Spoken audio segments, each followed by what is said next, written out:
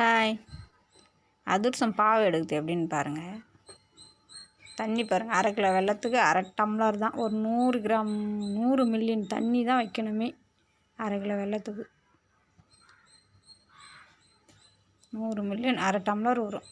அது 1/2 டம்ளர் தண்ணி வச்சு 1/2 கிலோ வெல்லம் பொடியாக நசுக்கி வச்சுக்கணும். வெல்லத்தை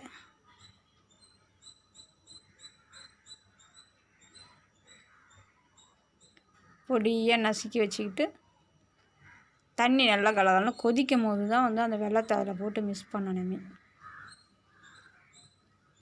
பாருங்க, தண்ணி கொதிக்குது. அப்படின்னா வெல்லத்தை கொட்டணும்.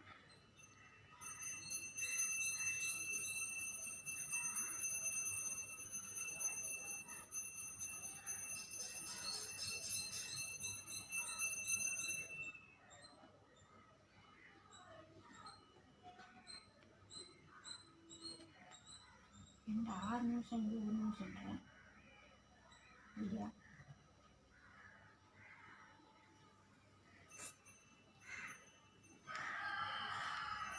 6 நிமிஷம் இல்லையா?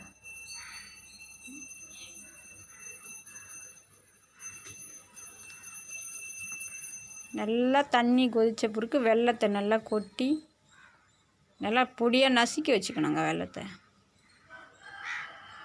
நல்லா வெல்லம் கரையணும். கரைஞ்ச பிறகு தான் பாவு கூடி வருமே.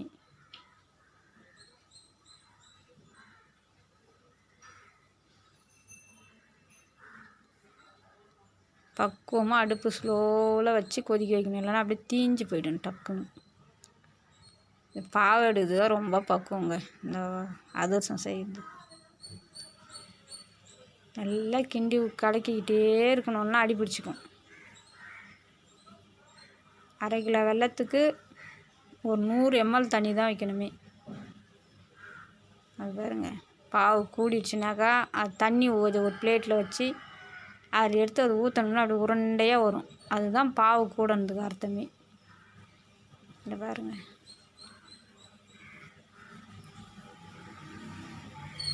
இப்படி வரணும். இந்த மாதிரி வந்துச்சுன்னா பாவு கூடிடுச்சுன்னா அர்த்தம். 1/2 கிலோ வெல்லத்துக்கு 1 கிலோ அரிசி தான் போடணுமே. அதிகமாக போட்டிங்கனாக்கா அரிசி ஒன்றும் அது அப்புறம் பலன்னு போயிடும். இது பாருங்க, அரிசி முன்னாடியாக கழுவி காய வச்சு உணர்த்தி, ரொம்ப காயக்கூடாது. ஈரப்பதத்திலே அரைச்சாந்து வச்சுக்கணும் மாவை. அதிரசத்துக்கு மட்டும் ஈர மாவு தான் போட்டு கிண்டணுமே.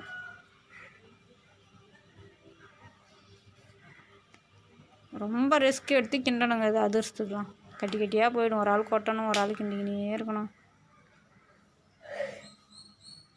பாருங்க, மாவு கொட்டி கொட்டி கொட்டி கிண்டணும். கொஞ்சம் கொஞ்சமாக போட்டு கிண்டணும். டைட்டாக இருக்கும் கிண்டும் போது. ஏன்னா ஈர மாவாக தான் இருக்கணும் அரிசி மாவு. காஞ்ச மாவெல்லாம் போட்டு அதிரசம் செஞ்சால் வராது.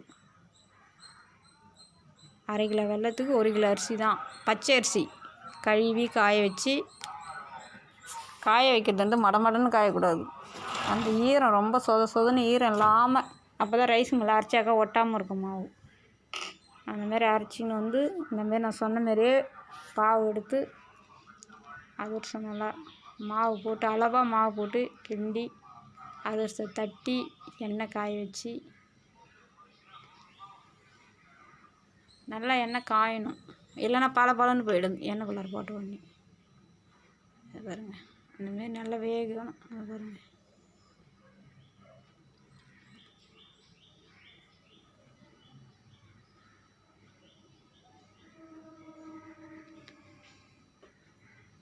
ஸ்லோவில் வச்சு அழகாக அதிரசம் எண்ணெயில் போட்டு தட்டும் போது அழகாக நல்லா பிசைஞ்சி உருண்டை அளவாக திட்டமாக எடுத்து அழகாக தட்டி ஒரு பிளேட்டில் வச்சுக்கின்னு தான் அப்புறம் எண்ணெய் சட்டியில் அப்படியே எண்ணெய் காய வச்சிக்கினே தட்டி தட்டி போடுவாங்க சிலர். அப்படின்னா ரொம்ப ரிஸ்க்காக இருக்கும். பூரா தட்டி எடுத்து வச்சுக்கிட்டு டக்குன்னு எடுத்து எண்ணெயில் போட்டு பொரிச்சு எடுக்க வேண்டியதான். அளவு தான் பக்குவமாக வைக்கணும் அதிரசத்துக்கு. பாருங்க, அளவுலாம் நான் எப்படின்னு எல்லாமே காமிச்சிருக்கேன். அதேமாரி நீங்கள் செய்யணும்னு ஆசைப்பட்டீங்கன்னா செஞ்சு பாருங்கள்.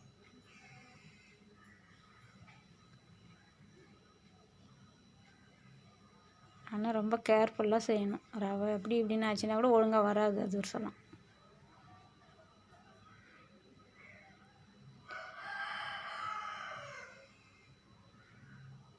நீங்களும் செஞ்சு பாருங்கள் வீட்டில். ஏதாவது ஃபங்க்ஷன் வந்தாலும் ஏதாவது எதுக்கு வேணாலும் இந்த அதிரசம் செய்யலாம். செஞ்சு தீபாவளிக்கு சாமி கும்பிடுங்க. நீங்களும் சாப்பிடுங்க. செஞ்சு பார்த்துட்டு எப்படி இருந்ததுன்னு கமெண்ட்ஸ் பண்ணுங்கள். பக்குவம் தான் ரொம்ப முக்கியம். நான் காமிச்ச மாதிரியே பக்குவம் பண்ணுங்கள். அது புசு புசுன்னு வரும். அது ஒரு பாத்திரம் வச்சு அது கீழே அதிரசத்தை அடிக்கி மேலே அமுக்கி விட்டிங்கன்னா அது நல்லா அழகாக சேப்பாக வந்துடும்.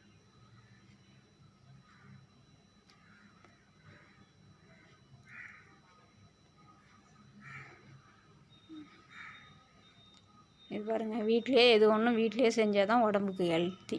இதை பாருங்கள், முழு வீடியோவும் போட்டிருக்கேன். நான் ஒன்று அரிசி கழுவி காய வச்சு மிக்சியில் இது போட்டு அரைச்சி இதெல்லாம் காமிக்கல. அது ரொம்ப லென்த்தாக வருது வீடியோன்ட்டு எல்லாம் ரெடி பண்ணி வச்சுக்கின்னு செய்யறது மட்டும் காமிச்சிருக்கேன் பாருங்கள். நீங்களும் அதேமாதிரி செய்யுங்க.